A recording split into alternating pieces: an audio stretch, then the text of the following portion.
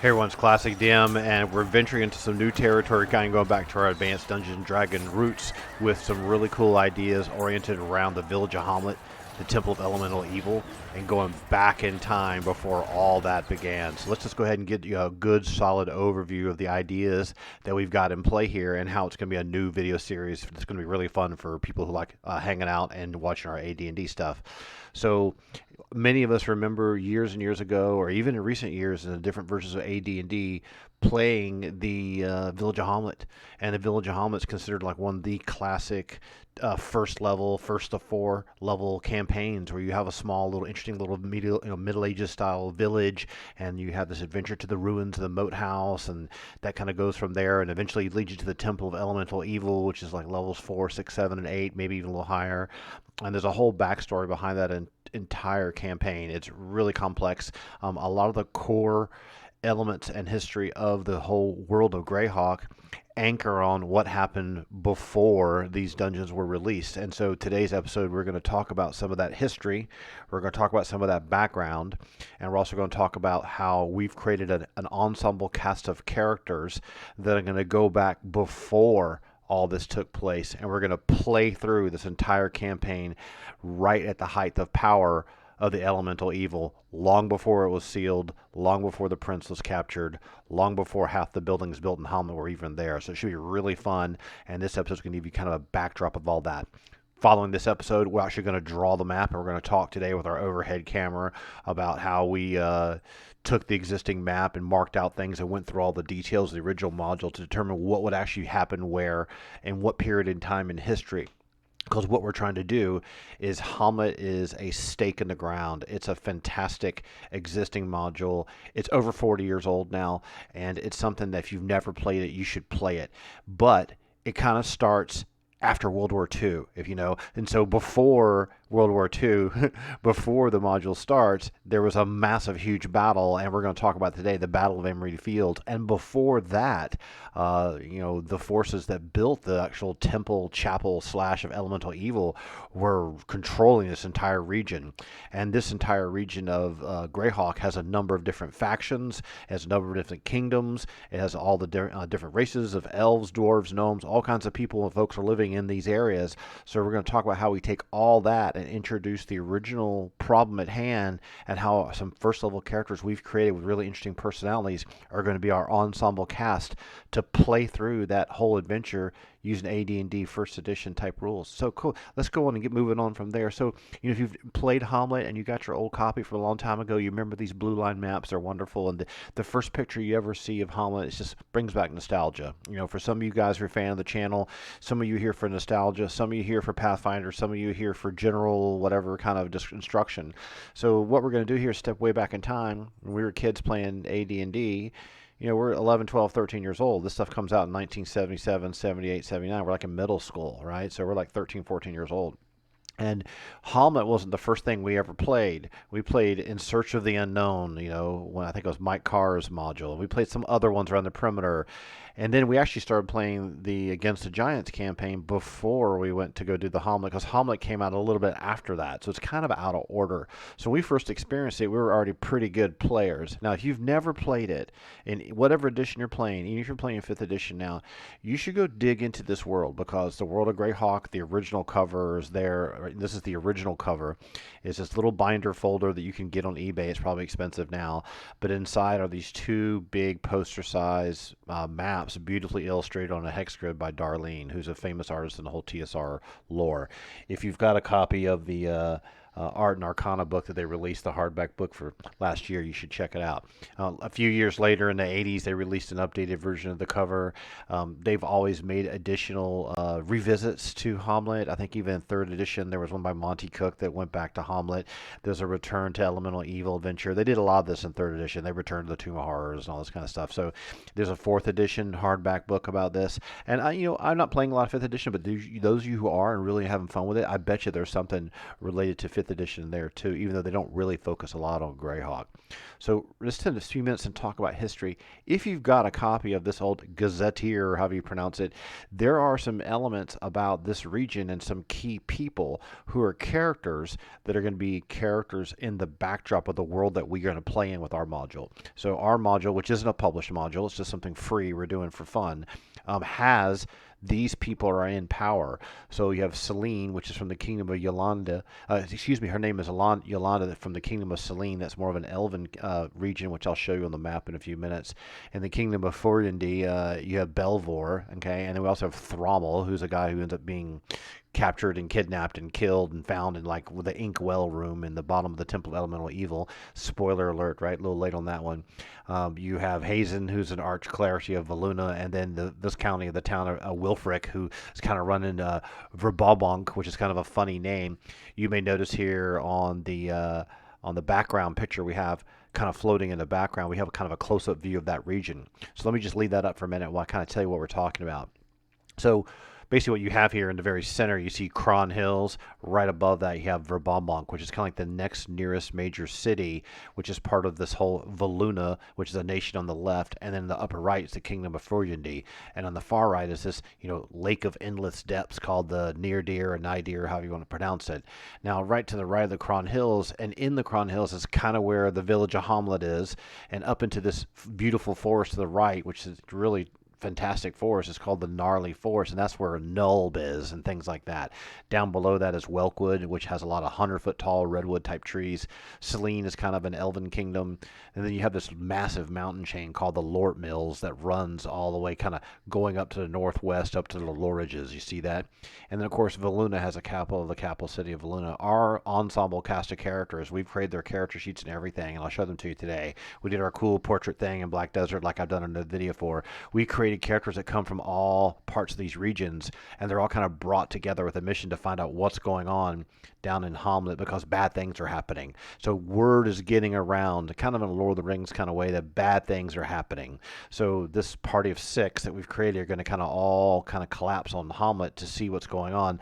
They're the first people to actually venture into the area when stuff's going down, long before the Battle of Emridy Fields or any of this kind of stuff, and long before the T1 Village of Hommlet, which is released, which is years later, and long before the Temple of Elemental Evil, because the original module for the Temple of Elemental Evil has the players, going into a sealed version of this tomb that was sealed by the different armies that fought before there was a massive battle, and most of the undead and most of the orcs and goblins and all the different evil armies were all crushed and destroyed, and they all fled.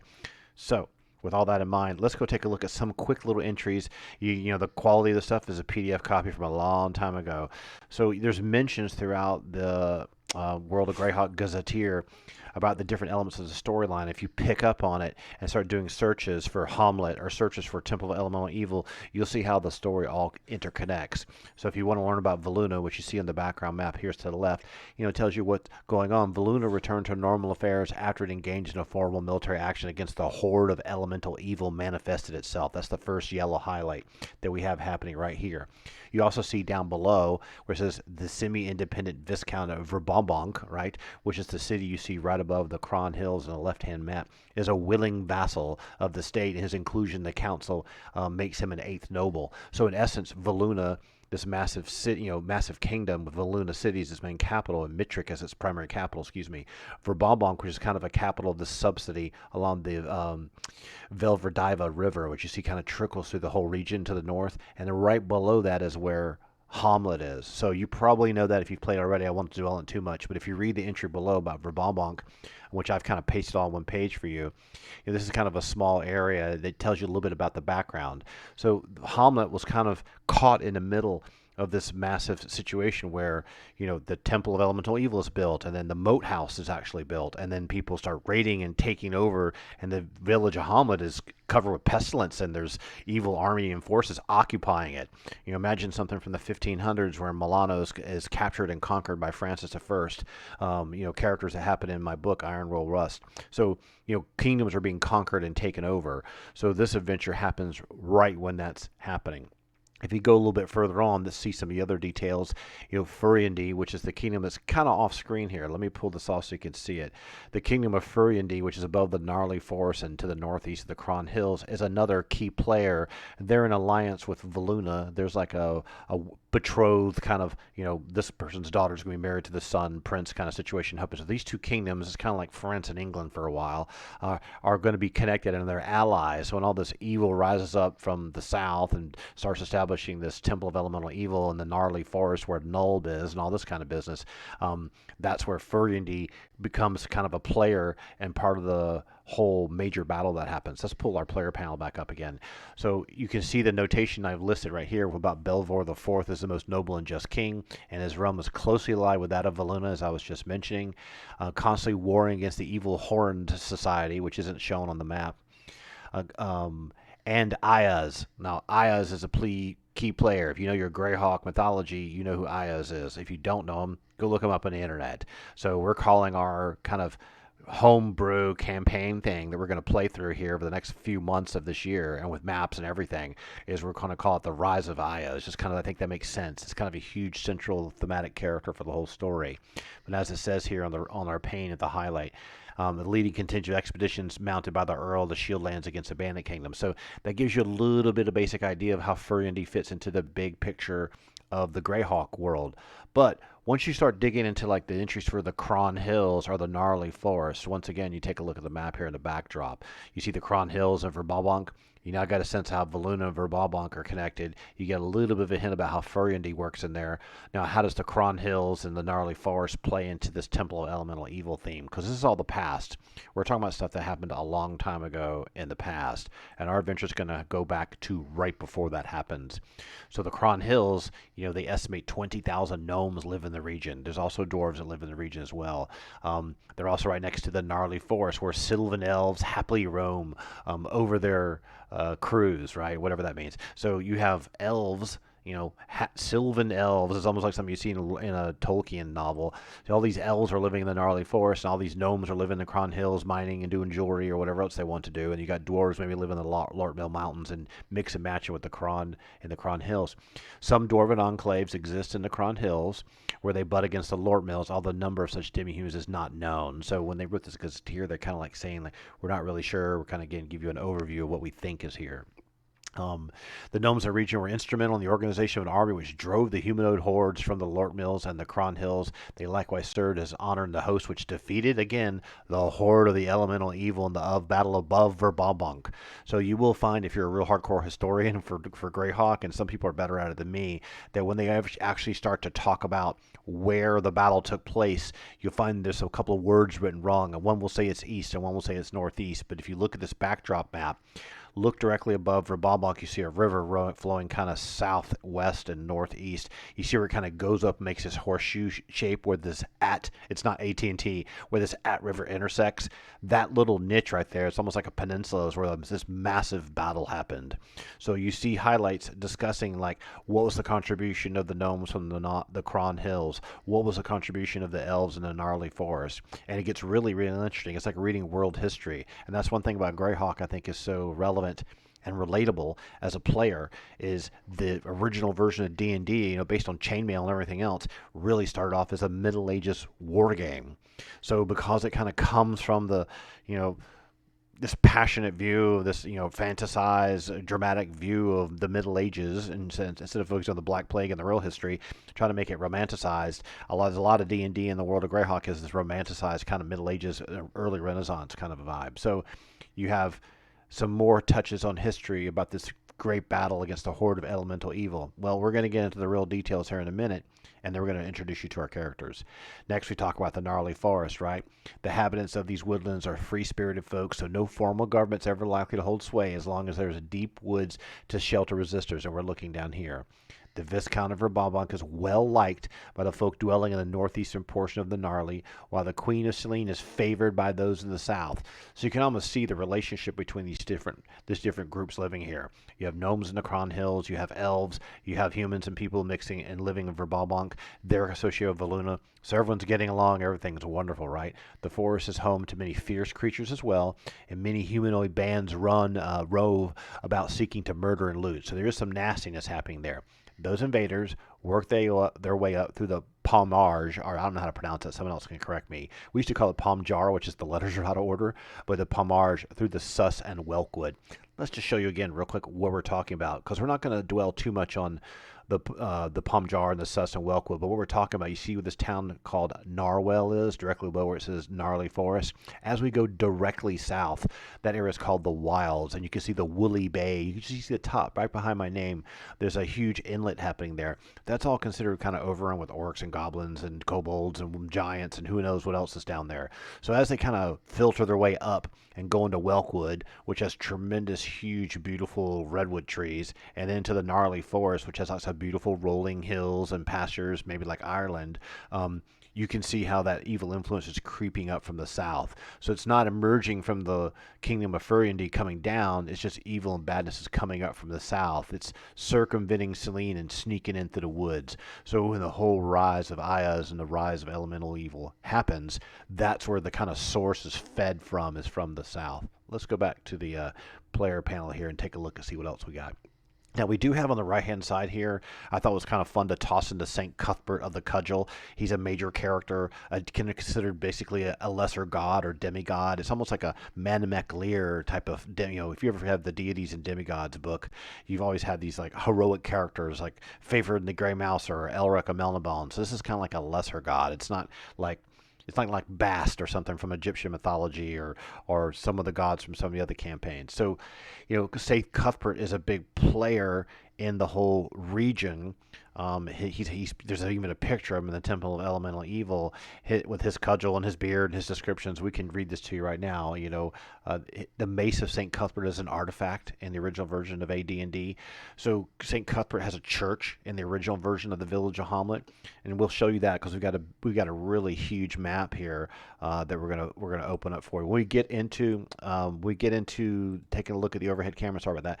When we get into this and start talking about the details of this, you'll see there's a church here. It's not actually built during this campaign, but the Church of St. Cuthbert is here. So let's go back to our overview of this. I put this information in here because if you get interested in history and you start digging around for yourself, you may find there's lots of really cool, interesting tidbits that are in here that you can see how they all start to connect. Like, how does the old religion, which is druidic, connect with the St. Cuthbert of the Cudgel religion, which is more a Middle Ages Scottish Highlander type of a way that uses like a huge staff and things like that. So they have orders. The orders of priests of St. Cuthbert, like the chapeau dress in very garb, but all wear crumpled hats, like kind of like little beret hats you see as Scottish Highlanders wear, or if you're a Swiss canton from the Renaissance, they were notorious for wearing these kind of puffy hats. The Stars, which is the name of a group, wear dark green robes with the starboard's holy symbol of copper, gold, and platinum. They seek to retain doctrinal purity amongst the faithful. Stars are reputed to be able to read minds. The Billets are the most numerous, serving as ministers and protectors of the faithful. They dress in simple brown and russet garments, or a holy symbol of an oaken and bronzed billet. So St. Cuthbert is kind of a player in the background because when you play the Village of Hommlet, St. Cuthbert has a presence in the village. There's been a church built. There's been money donated. There's other people that are followers of St. Cuthbert that live there. There's a huge, massive faction diagram that someone created that explains all the factions of the Village of Hommlet. It's actually kind of interesting. You have this old ways, old religion group, and then you have this St. Cuthbert group. So as you get into more details, you look around, you start seeing some things like, well, what about this big battle? Well, let's get to the big battle because this stuff here is really, really neat. And I think it's a lot of fun. And it's where we're going to take our story is into that world itself. So The Battle of Emridy Meadows highlights this growing realization of mutual interests. The opposing forces met on the grassy field south of the Velvediva River, several leagues below the city of Verbobonk. That's the discrepancy. It says below. In other descriptions, they talk about this horseshoe-shaped river bend where the hordes are pushed against it. So maybe just ignore that kind of minor editing detail from the 70s. The Allied forces were closing upon the stronghold of evil creatures, a huge walled fortress known as the Temple of Elemental Evil. So that's the classic module that everyone knows. It's a huge dungeon. It's actually kind of a pain to play, but it's really, really big and really, really deep. You can play that thing for 3 years if you wanted to. Not far from the unfortunate Village of Hommlet. So there's all the references once again in the World of Greyhawk campaign thing. It's all introducing. It's really well tied into the Village of Hommlet, right? So these armies of these combined armies from Valuna and Furiandi and the Cron Hills and Selene and other factions and from Welkwood and from the Gnarly Forest all kind of gathered together, kind of like that seven armies kind of vibe from Lord of the Rings, and kind of pushed back these invaders that were overrunning the area. Let's look down to here. When the great slaughter was finished, the allied army went on to besiege the Temple of Elemental Evil, and it fell in a fortnight. The demonist Zuggtmoy, or however you want to pronounce it, was imprisoned in the ruins of the place with special wards to prevent her escape. Only a few of the wicked leaders of the temple managed to escape, and it's suspected that these individuals were responsible for the subsequent kidnapping and total disappearance of Prince of Furiandi. So at the conclusion of that, when you're playing the Village of Hommlet and you're playing the Temple of Elemental Evil, you actually discover what happened to him. He's dead, but he's down in there. So it's almost like a retribution happened. After this massive army was pushed back and crushed, 3 years later, they captured him and he was basically killed with a nasty note written on there saying, "Screw you, evil," kind of a vibe.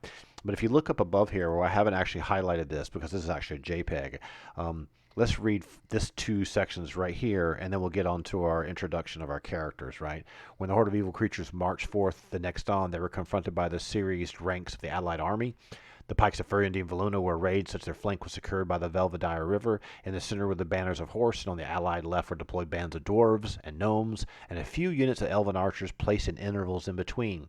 The humanoids fell immediately upon the left, where the men in the evil ranks rode to engage the center on the right.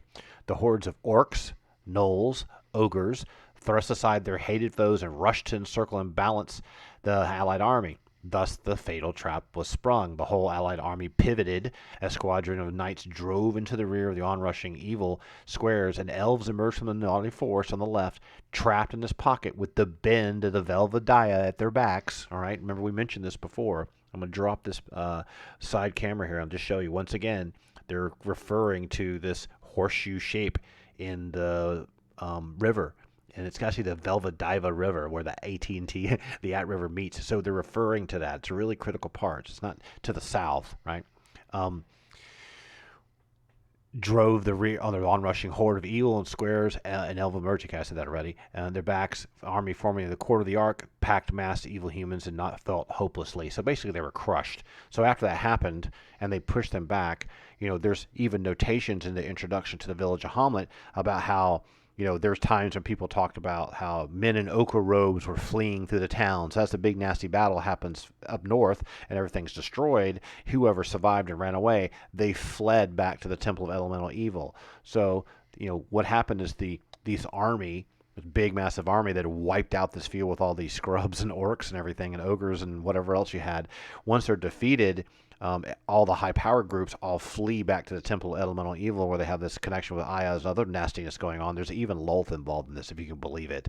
They get chased and kind of pressed back in a fortnight, which is like 2 weeks. They get pushed down into the Temple of Elemental Evil so far. Now, no one cleansed the whole temple, that they just said, okay, good, let's seal this joint up. So the whole idea behind playing the Temple of Elemental Evil from the very beginning is that you're going to kind of reopen that seal and go see what's down in there still. So that's its whole mystery.